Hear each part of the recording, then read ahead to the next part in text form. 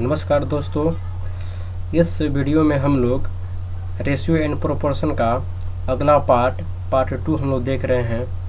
तो हम लोग पिछले वीडियो में रेशियो एंड प्रोपोर्शन, अनुपात और समानुपात के बेसिक कंसेप्ट और उसके कुछ फार्मूले को हम लोगों ने देखा था। आज हम लोग उनसे जुड़े कुछ महत्वपूर्ण प्रश्नों को देखेंगे। तो चलिए शुरू करते हैं आज का वीडियो। आज का पहला प्रश्न है, किसी व्यक्ति की आय और व्यय का अनुपात 11:10 है। यदि प्रति वर्ष वह 9,000 रुपये की बचत करता है तो उसकी मासिक आय कितनी है। दोस्तों, आय और व्यय का अनुपात यानी कमाता है 11 और खर्च करता है 10, यानी इसका बचत हमारा हो जाएगा 1, अनुपात में 1 हो जाएगा। और हमको यहाँ पे प्रति वर्ष का बचत दिया गया है। तो दोस्तों, यानी मासिक बचत 1 रुपया, तो वार्षिक बचत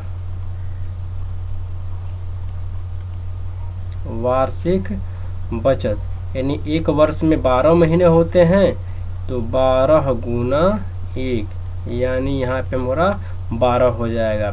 तो 12 मेरा बचत है अनुपात में, और यहाँ पे हमारा बचत है 9,000 रुपया। तो 12:12 का मान यहाँ पे 9,000 हो जाएगा। 1 का मान 9,000 बटा 12 हो जाएगा। और हमें निकालना है मासिक आय, जो यहाँ पर 11 है, तो इसलिए 11 का मान निकालेंगे हम लोग। तो 9,000 बटा 12 गुना 11, 12 से इसको कट करते हैं तो 12 से जाएगा 7 बार में, बचेगा 6, अब 5 बार में 0, और गुना करेंगे 11 से तो 0, 55 और 82, यानी 8,250 रुपया इसका मासिक आय है। दोस्तों, अनुपात के तरीकों से हम लोग बहुत सारा टॉपिक हल कर सकते हैं, इसलिए इस लेसन को ध्यान से पढ़ना होगा। अगर आप चाहें तो अर्थमेटिक का 5 से 7 लेसन आप अनुपात के तरीकों से हल कर सकते हैं, जो बहुत ही सिंपल होता है। तो देखते हैं अगला प्रश्न। एक धनराशि ए, बी और सी तथा डी में क्रमशः 3:4:9 और 10 के अनुपात में विभाजित किया जाता है। यदि सी का भाग बी के भाग से 2580 अधिक है, तो यहाँ पे जरा हम लिखते हैं ए अनुपात बी अनुपात सी अनुपात डी। तो हमारा अनुपात दिया गया है 3:4:9:10। तो बी और सी का, तो बी का 4 और सी का 9। तो सी का भाग यहाँ लिखा गया है कि सी का भाग बी के भाग से 2580 अधिक है। तो जरा हम चेक करते हैं यहाँ पे अनुपात के रूप में बी का भाग से सी का भाग कितना अधिक है, यानी सी का भाग बी के भाग से कितना अधिक है। तो यहाँ पे 5 अधिक है, तो अनुपात में 5 अधिक और रुपया में 2580 अधिक है। तो अनुपात 1 का मान निकालेंगे, तो 2580 बटा 5, और हमें ज्ञात करना है ए और डी की कुल राशि कितनी होगी। तो ए का 3 और डी का 10, तो 13 हो जाएगा। इसलिए हमको 13 का मान निकाल देना है। तो 2580 बटा 5 गुना 13, 5 से कटेंगे इसको तो 5 बार में, और गुना कर देंगे 13 से, तो 13 गुना 6 78, बचा 7, 13 गुना 1 13 और 7 20 का, बचा 2, 13 गुना 5 65 2 67, 6708 रुपया हमारा ए और डी का हिस्सा हो जाएगा। चलिए देखते हैं अगला प्रश्न। ₹1655.90 को अमित, विपिन और चंद्रा के बीच इस प्रकार बांटा गया है कि अमित को मिलने वाले प्रति ₹2 पर विपिन को ₹3 मिलता है और विपिन को मिलने वाले ₹4 पर चंद्रा को ₹3 मिलता है। तो इसमें अमित का भाग कितना है? सिंपल है दोस्तों। अमित के लिए हम ए लिख देते हैं, विपिन के लिए भी और चंद्रा के लिए हम सी लिख देते हैं। तो यहाँ बोला गया है अमित को मिलने वाले प्रति ₹2 पर, तो अमित का ₹2, विपिन को मिलता है ₹3, तो विपिन को मिलता है ₹3। फिर विपिन को मिलता है ₹4, तो विपिन को ₹4 और चंद्रा को ₹3, तो चंद्रा को ₹3। हम इसको मर्ज कर देते हैं, तो 4 दूना 8 और यहाँ गुना करेंगे तो 4 गुना 3 12 और लास्टली यहाँ पे गुना हो जाता है तो 9, यानी अमित, विपिन और चंद्रा में 8:12:9 का अनुपात है। अब हमें निकालना है अमित का हिस्सा, तो अमित का हिस्सा बराबर पूरा पैसा गुना अमित का हो जाएगा 8 और बटा में कुल लिखते हैं, तो 8 और 12 20, 20 और 9 29 और हम इसको हल कर देंगे और हमें अमित का हिस्सा निकल जाएगा। दोस्तों बहुत ही सिंपल है, एक बार और हम इसको मर्ज करना सीखते हैं। जैसे पहले अमित और विपिन का अनुपात दे दिया है। कैसे दिया है? तो बोला है अमित को मिलेगा ₹2 तो विपिन को मिलेगा ₹3। फिर विपिन का और चंद्रा का दिया है, फिर बोला विपिन को ₹4 और चंद्रा को ₹3। तो दोस्तों इसमें विपिन कॉमन था, तो हम इसमें ही उसको बराबर करने का प्रयास करेंगे कि विपिन जिस तरह नाम एक ही है उस तरह इनका वैल्यू भी एक हो जाएगा।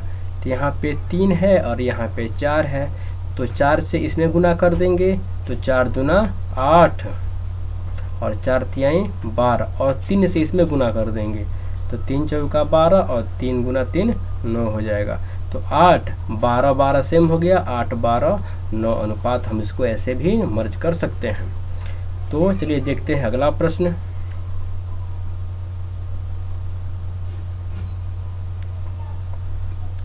एक व्यक्ति के खर्च और बचत का अनुपात 26:3 है, यानी खर्चा करता है 26 और बचाता 3 के रेशियो में है।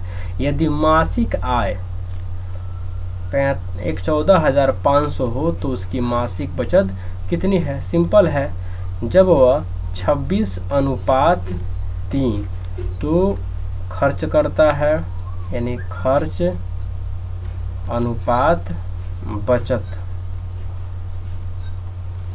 26:3 करता है, यानी उसका आय हम आय निकाल सकते हैं अनुपात के रूप में।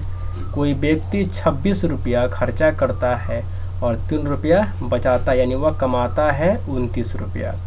तो 29 मेरा अनुपात में है और यहाँ पे संख्या में पूरा वैल्यू 14,500 दिया है, यानी अनुपात 29 का वैल्यू 14,500। एक का वैल्यू 14,500 बटा 29 और हमें निकालना है बचत। तो बचत है कितना उसका? तो बचत है 3, इसलिए 3 का मान निकाल देंगे। 14,500 बटा 29 गुना 3, 29 से कट जाएगा 5 बार में और 5 गुना 3 1500 रुपया हमारा बचत हो गया। दोस्तों देखते हैं अगला प्रश्न। 94 को ऐसे 2 भागों में ए तथा बी में इस प्रकार बांटना है कि प्रत्येक भाग में 50 रुपया कम करने पर इनका अनुपात 3:4 हो जाता है। तो ए का मान कितना है दोस्तों? यहाँ दो व्यक्ति हैं ए और बी, प्रत्येक में से 50 रुपया कम करना है, यानी टोटल 100 रुपया कम करेंगे, तब जाकर के इनका अनुपात 3:4 में होगा। यानी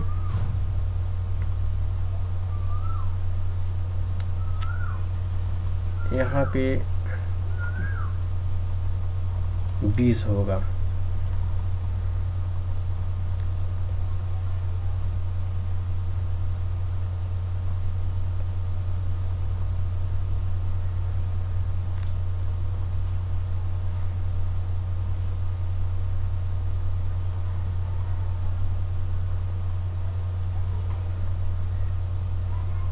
एक 35 लीटर दूध के मिश्रण में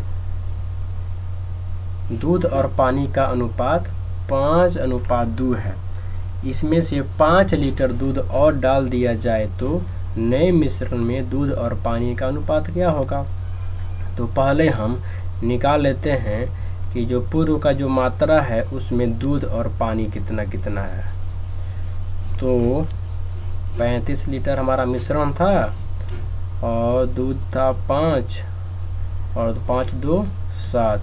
ठीक वैसे ही 35 गुना 2/7, तो 7 से कटेगा 35 5 बार में, तो हो जाएगा 25 लीटर और यहाँ पे हो जाएगा 10 लीटर।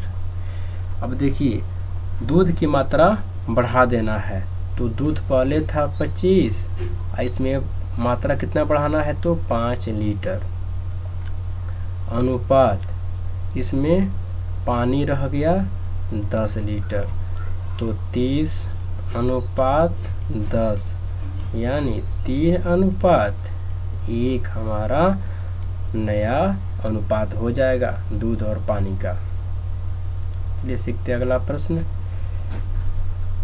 ए तथा बी दो मिश्र धातुएं हैं जिन्हें सोना और तांबा 5:3 और 5:11 के अनुपात में मिलाकर बनाया गया है।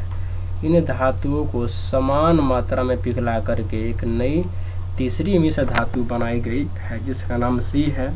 तो सी में सोने और तांबा का अनुपात कितना होगा? तो ए और बी, इसमें था 5:3 में, इसमें 5:11 में। इसमें हो जाएगा सोना 5/8 और 3/8, 5/16 और 11/16। अब देखिए इसमें यह सोना है और यह तांबा है, यह सोना है इसमें भी और यह भी तांबा है। वो हमको मिलाना है, तो सोना को मिलाएंगे सोना में और तांबा को मिलाएंगे तांबा में।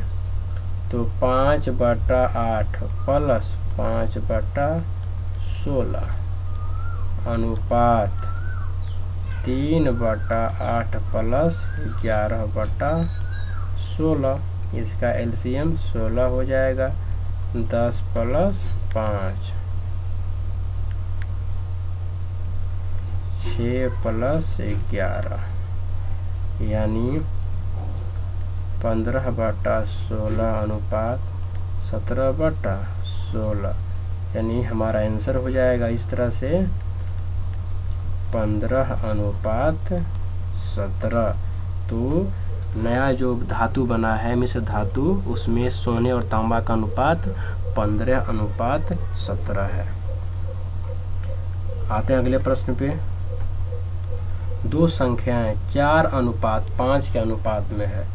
पहली संख्या में 20% की वृद्धि कर दी गई और दूसरी में 20% की कमी कर दी गई। तो संख्या में अब क्या अनुपात रह गया? तो 4:5 में संख्याएं थी। पहली संख्या 4, इसमें वृद्धि हुआ है 20% की, तो 120/100 अनुपात 5 गुना दूसरी में 20% की कमी हुई, यानी 80/100।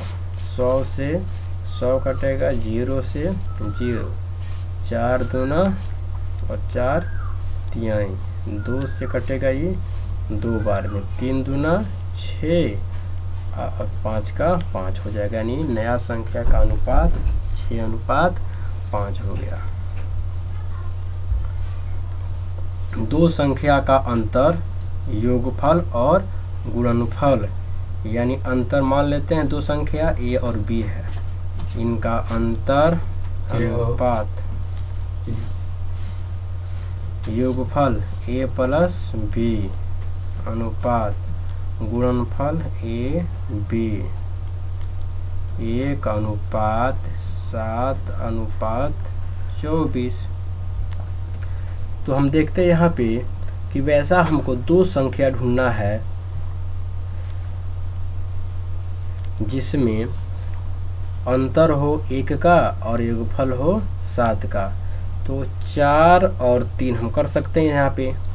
तो 4 3 में अंतर है 1 का, 4 3 जोड़ेंगे तो 7, और यहाँ पे 4 3 गुना करेंगे तो 12 होगा, यानी यहाँ लाना है 24, तो दुगुना कर देते हैं। तो दुगुना कर देंगे तो यहाँ हो जाएगा हमारा 2 14 और 48। ठीक है, तो अब इसमें 8 6 8 6 8 गुना 6। अब देखिए इनमें अंतर हो गया 2 का, योगफल हो गया 14 का और गुणनफल हो गया 48 का। अब हमसे इसमें पूछा है कि उनका गुणनफल क्या होगा। तो गुणनफल यहाँ पर है 8 गुना 6 यानी 48 हमारा इस प्रश्न का उत्तर हो गया। या इसको हम ऐसे ही बना सकते हैं, यहाँ a